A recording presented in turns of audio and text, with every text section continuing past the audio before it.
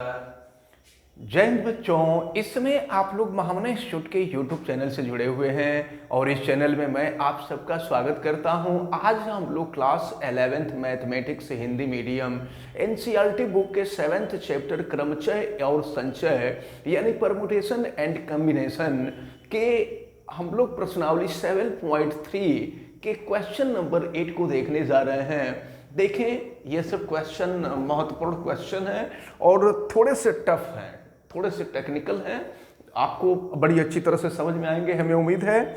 चलिए देखते हैं। क्वेश्चन नंबर 8 में दिया है इक्वेशन शब्द के अक्षरों, ये इक्वेशन लिखा हुआ है, इक्वेशन शब्द के अक्षरों में से प्रत्येक को तथ्यतः केवल एक बार उपयोग करके, यानी दोहराना नहीं है, एक बार उपयोग करके कितने अर्थपूर्ण या अर्थहीन शब्द बन सकते हैं, ये आपसे पूछा जा रहा है।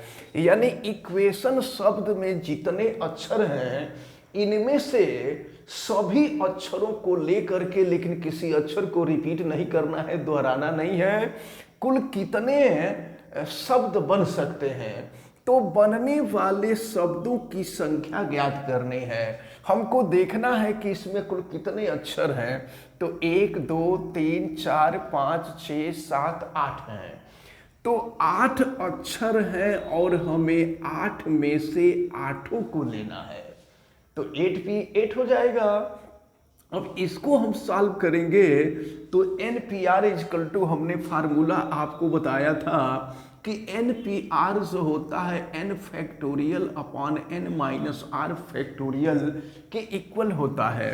तो ये हो जाएगा आपका 8 फैक्टोरियल अपॉन 8 माइनस 8 फैक्टोरियल। तो देखें, ये 8 फैक्टोरियल और 8 माइनस 8 जो होता है वो 0 हो जाएगा, तो ये हो जाएगा 0 फैक्टोरियल। अब 8 फैक्टोरियल को हम क्या लिख सकते हैं, 8 into 7 into 6 into 5 into 4 into 3 into 2 into 1, और 0 फैक्टोरियल का मान जो होता है वो 1 होता है, इसको याद रखे रहिएगा।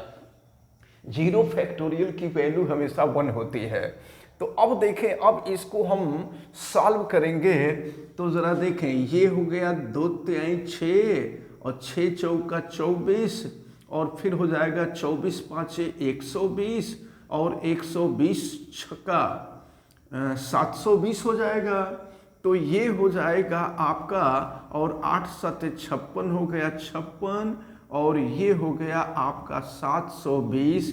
अब जो है इन दोनों का आप गुणा कर दीजिए, तो गुणा करने के बाद जो आएगा ये हो जाएगा बनने वाले शब्दों की संख्या। तो इस प्रकार जो है इन दोनों का गुणनफल 40,320 आ रहा है, यानी बनने वाले कुल शब्दों की संख्या। इक्वेशन शब्द के अक्षरों से बनने वाले कुल शब्दों की संख्या, चाहे वो अर्थपूर्ण हो या अर्थहीन हो, इनके शब्दों की जो संख्या होगी वो 40,320 हो जाएगी। अब इसके बाद हम लोग क्वेश्चन नंबर 9 को देखते हैं। देखें, इसमें दिया हुआ है मंडे शब्द के अक्षरों से, मंडे MONDAY, मंडे शब्द के अक्षरों से कितने अर्थपूर्ण अथवा अर्थहीन शब्द बनाए जा सकते हैं, यह मानते हुए कि किसी भी अक्षर की पुनरावृत्ति नहीं की जा सकती है, किसी भी अक्षर को रिपीट नहीं करना है। यदि एक समय में 4 अक्षर लिए जाते हैं, फर्स्ट में कहा जा रहा है एक समय में 4 अक्षर लिए जाते हैं, तो पहले तो ये देखिए कि यहाँ पर कुल अक्षर कितने हैं, तो 1 2 3 4 5 6 अक्षर हैं, तो 6 में से हम 4 को ले लेंगे, तो ये हो जाएगा 6p4। अब इसको हम सॉल्व कर देंगे, इसी फार्मूले का यूज करेंगे, तो 6 फैक्टोरियल। प्रश्न में आपसे यही कहा जा रहा है कि एक समय में 4 अक्षर लिए जाते हैं। तो अब जरा आप ध्यान पूर्वक देखें, तो सॉल्व करते हैं। ये हो जाएगा, अब यहाँ 6 माइनस 4 फैक्टोरियल हो जाएगा। और फिर देखिए क्या मिलता है, 6 फैक्टोरियल को हम तोड़ देते हैं, 6 इंटू ये हो जाएगा 5 इंटू 4 इंटू 3 इंटू 2 फैक्टोरियल, और नीचे अगर 6 माइनस 4 हम करते हैं तो ये हो जाएगा 2 फैक्टोरियल, और 2 फैक्टोरियल से 2 फैक्टोरियल कैंसिल हो जाएगा। और फिर इसका मल्टीप्लिकेशन कर दीजिए, तो ये देखिए 6 पाँचे 30 और 30 चौका 12 120 और फिर 12 3 60 360 हो जाएगा। तो यहाँ पर बनने वाले जो शब्दों की संख्या है वो 360 हो जाएगा। अब देखते हैं कि सेकंड में क्या कहा जा रहा है। सेकंड में कहा जा रहा है कि एक समय में सभी अक्षर लिए जाते हैं, यानी कुल मिलाकर के 6 अक्षर हैं और 6 अक्षर में से 6 अक्षर लिए जाते हैं, सबको लिया जा रहा है। तो अगर हम 6 को लेंगे तो 6 में से 6 हम 6 को लेंगे तो 6p6 हो जाएगा। और फिर इसको तोड़ते हैं उसी फार्मूले पर, ये हो जाएगा 6 फैक्टोरियल अपॉन 6 माइनस 6 फैक्टोरियल। तो 6 फैक्टोरियल जो होगा वो 6 इंटू 5 इंटू ये हो जाएगा 4 इंटू 3 इंटू 2 इंटू 1, और 6 माइनस 6 जो होगा ये 0 फैक्टोरियल। 0 फैक्टोरियल की वैल्यू जो होती है वो 1 होती है, आपको पता है। तो फिर देखिए इसका हम मल्टीप्लिकेशन कर देते हैं, 2 3 6, 6 चौका 24, 24 पाँच 120 और 120 में 6 का गुणा कर देंगे तो 720 हो जाएगा। तो इस प्रकार जो है अगर 6 अक्षरों में से 6 अक्षर को लेकर के हम शब्द बनावें तो बनने वाले शब्दों की जो संख्या होगी वो 720 हो जाएगी, 720 हो जाएगी। अब इसके बाद हम इसके थर्ड पार्ट को देखते हैं। थर्ड पार्ट में दिया हुआ है कि सभी अक्षरों का प्रयोग किया जाता है किंतु प्रथम अक्षर एक स्वर हो, पहले स्थान पर केवल स्वर होना चाहिए।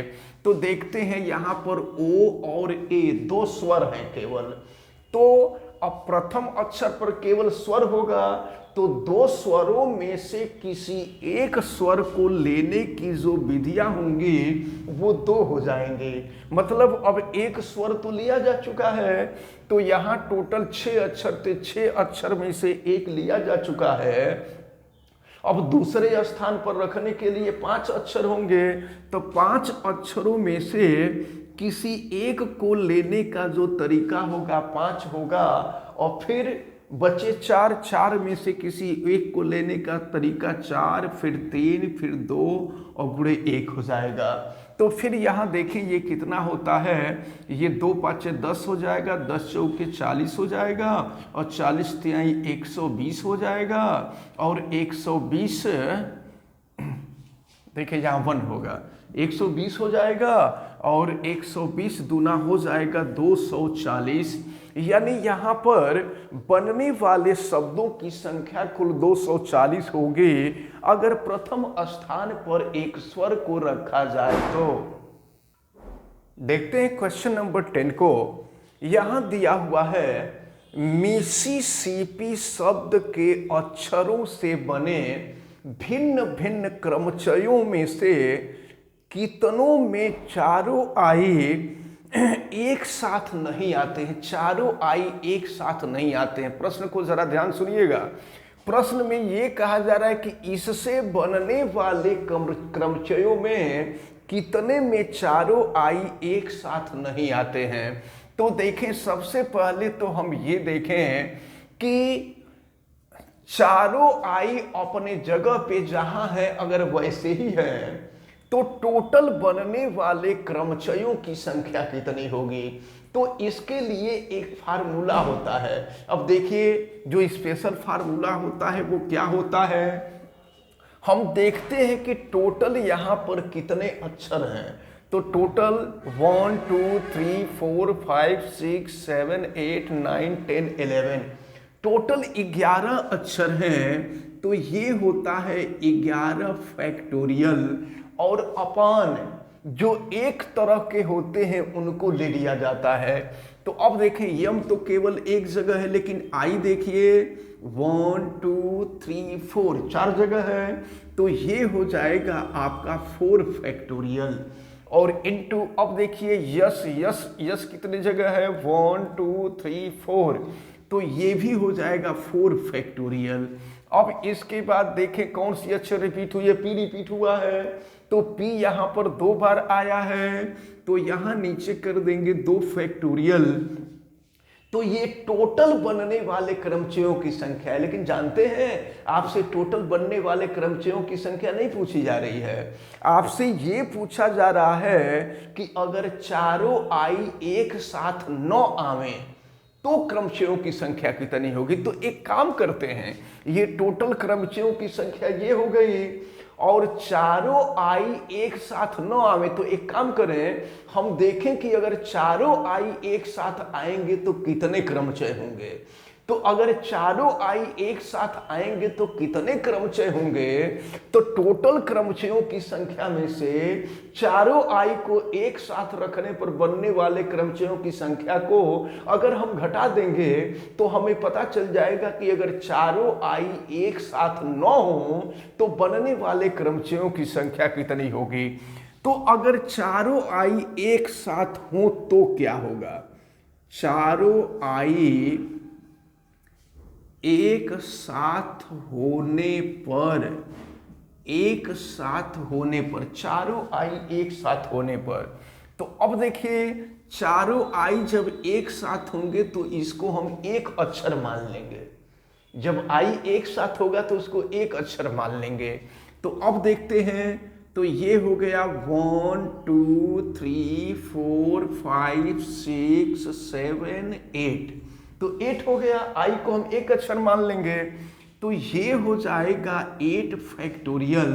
और अपन देखें आई को एक जिनको कह दिया जाता है कि वो एक साथ रहेंगे उनको हम एक अक्षर मान लेते हैं, तो एक अक्षर मान लेंगे।